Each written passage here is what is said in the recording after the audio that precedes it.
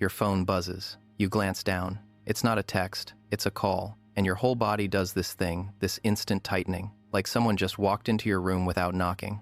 You don't answer. You watch it ring. You watch the name flash on the screen. Maybe it's your mom, maybe it's your boss, maybe it's a number you don't even recognize. Doesn't matter, the reaction is the same. Your thumb hovers, but it doesn't move toward the green button, it moves toward the red one, or it doesn't move at all, you just wait. You let it ring out, you watch the screen go dark, and then only then do you exhale, like you just survived something, which is ridiculous, right? It was a phone call. It wasn't a bear. But your body doesn't seem to know the difference. 30 seconds later, you check the voicemail, if there even is one. And if there is, you listen to it like you're defusing a bomb cautiously, with one finger hovering over the pause button. Then you text back, "Hey, saw you called. What's up?" Because texting? Texting you can do. Texting is your territory. You can think. You can edit. You can breathe between sentences. A phone call gives you none of that. A phone call is live television with no teleprompter and no commercial breaks, and your brain wants absolutely nothing to do with it. And here's what nobody talks about. It's not that you hate the person calling. You might love them. It's not that you're afraid of conversation. You have deep conversations all the time over text, over voice notes, in person over coffee. It's not that you can't talk. It's that something very specific happens in your brain the moment a phone call enters the equation, something that changes the whole game. And when you finally understand what that something is, you stop feeling like there's something wrong with you, because there isn't. There never was. You're not antisocial. You're not rude. You're not bad at adulting. You're not lazy, and you're not difficult. You're not that person society keeps trying to tell you that you are the one who just needs to grow up and answer the phone. You've heard it from family members who think you're ignoring them. You've felt it from coworkers who think you're being difficult when you'd rather handle things over email. You've seen that little flash of frustration on someone's face when you say, "Can you just text me instead?" Like you've asked them something unreasonable, like you've broken some sacred social contract. And over time, that starts to get inside your head. You start to wonder if maybe they're right. Maybe you are the problem.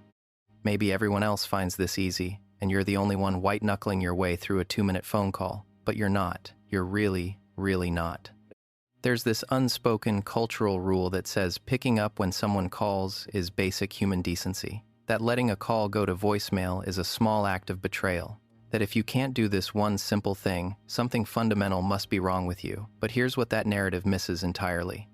It was written by a generation that had one way to communicate in real time, and that was the telephone. You grew up in a world with 15 ways. The rules changed. Your brain adapted. And now you're being judged by a standard that doesn't even apply to the world you were built for. So let's talk about what actually built you. Think about how you grew up with technology. If you came of age anytime after the late 1990s, even the early 2000s, your brain was shaped during the single biggest shift in human communication since the printing press, maybe bigger. You didn't learn to socialize by picking up a landline in the kitchen. You learned through instant messages, through text threads that went on for hours, through screens where you could read a sentence, sit with it, think about it, feel it, and then respond when you were ready. Not in 3 seconds, not under pressure, when you were ready. And that wasn't some accident of laziness. That was your brain literally building its social wiring around a specific type of interaction, one where you had a buffer, a beat, a breath between stimulus and response. Psychologists call this asynchronous communication. It just means conversation where the timing is yours to control. You send a message, they respond when they can. You respond when you can. Nobody's waiting in real-time silence for your next word, and your brain loved it. Your brain thrived on it. It built its entire social operating system around that rhythm. So when a phone call comes in, which is synchronous communication, the opposite your brain isn't just uncomfortable. It's being asked to switch operating systems mid-task. It's like someone who learned to paint with watercolors being handed an oil brush and told to perform on stage. Same art, completely different medium, and the switch costs energy your brain would rather spend elsewhere. Now layer something else on top of that. If you grew up in a home where phone calls carried weight, where the phone ringing at dinner meant something tense was coming, where you heard a parent's voice go sharp on a call and the whole energy of the room changed, where a call from school or a call from a relative meant bad news, then your nervous system learned something very early. It learned that the sound of a ringing phone is not a neutral event, it's a signal, and not a safe one. Your body filed that association deep, in a place you can't easily override with logic. So, when your phone rings today, even if it's just a friend calling to say hi, there's a part of your brain, the old part, the survival part, that still braces, still tightens, still treats that sound like the opening note of something you need to be ready for. And if you were the quiet kid, the one who observed before speaking, who needed a second to organize thoughts before sharing them, then phone calls were never your arena to begin with. Not because you had nothing to say, because you had too much to say and not enough processing time to say it the way you meant it. That frustration lives in your body now. It shows up every time someone calls and you think, not this, not now, I'm not ready. So, what's actually happening in your brain when that phone lights up? Let's get specific, because this isn't just a vibe, this is neuroscience. The first thing is something called anticipatory anxiety. That's the spike of stress you feel, not from the conversation itself, but from the unknown space before it starts. Your brain is running a simulation. It's projecting forward. Who's calling? What do they want? Is it bad news? Is it a favor I can't say no to? How long will this take? What if there's a silence and I freeze? What if I say the wrong thing and I can't unsend it? You haven't even answered yet, and your brain has already played out 9 versions of the call, most of them bad. This is your prefrontal cortex, the planning center, doing what it does best, trying to prepare you. But without any data about what's coming, it defaults to threat mode, and your body follows. Your heart rate ticks up, your palms might get warm. Cortisol, your stress hormone, starts flowing, all before you say a single word. You're not anxious about talking, you're anxious about not being able to prepare. Then there's something called cognitive load theory.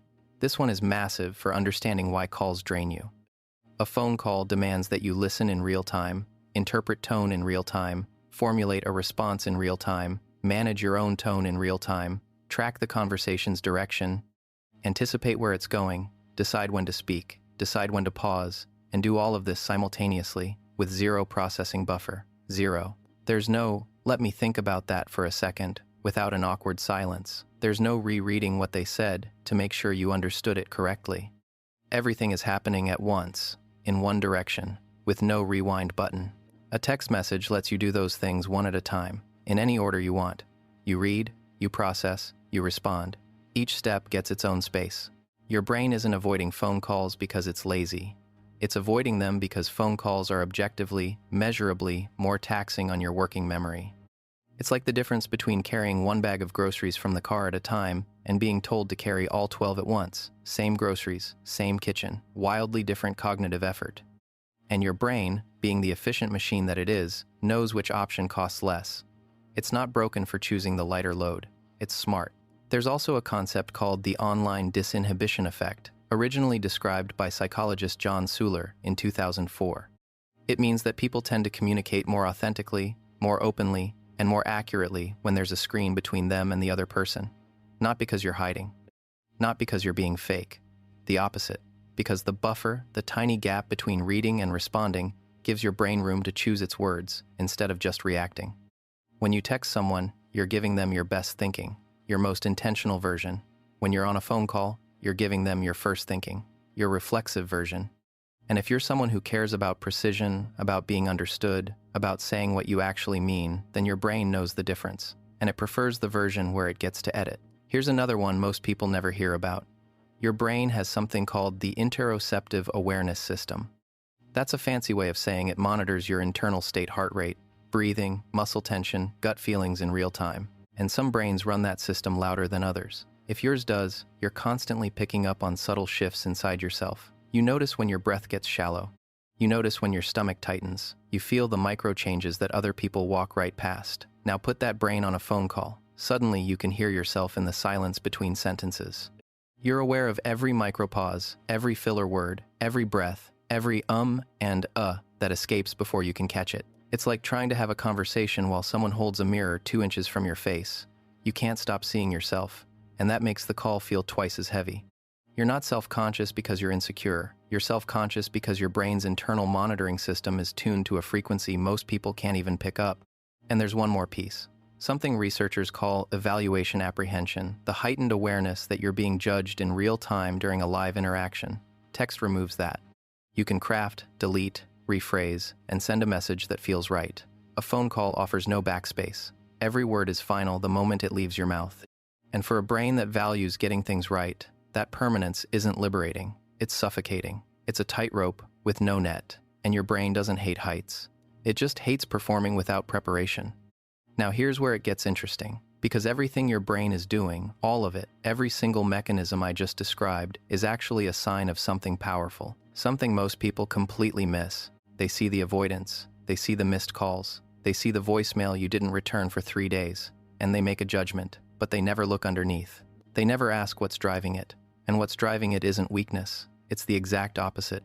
Every trait I just walked you through, the planning, the load sensitivity, the need for precision, the internal awareness, the fear of getting it wrong, those aren't liabilities. Those are capabilities. And when you stop seeing them as problems to fix and start seeing them for what they actually are, something shifts, permanently. That anticipatory anxiety, it means your brain is a planner, a strategist. It doesn't like walking into situations blind because it values doing things well. It wants to show up prepared, thoughtful, ready. While other people dive into calls without a second thought, you're running quality control before you even say hello. That's not a flaw. That is a feature.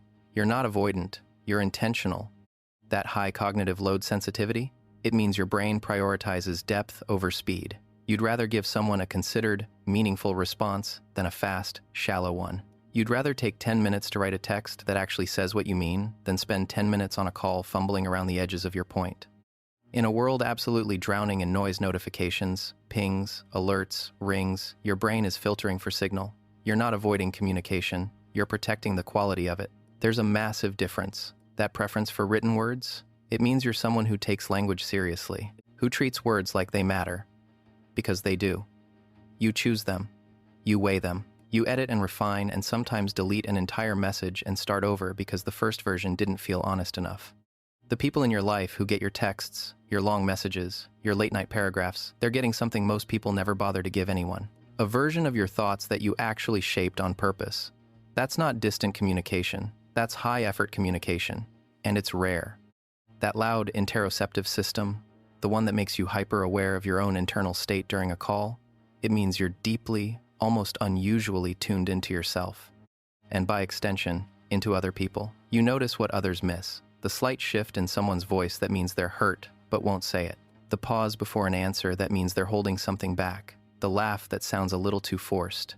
You pick up on all of it. You've always picked up on all of it. Which is exactly why phone calls feel like so much. You're not processing less than everyone else. You're processing more, way more. And your brain needs space to do that without being crushed under the weight of a live performance. And that evaluation apprehension, that feeling of being watched and measured in real time, flip it. It means you hold yourself to a standard. You want your words to count.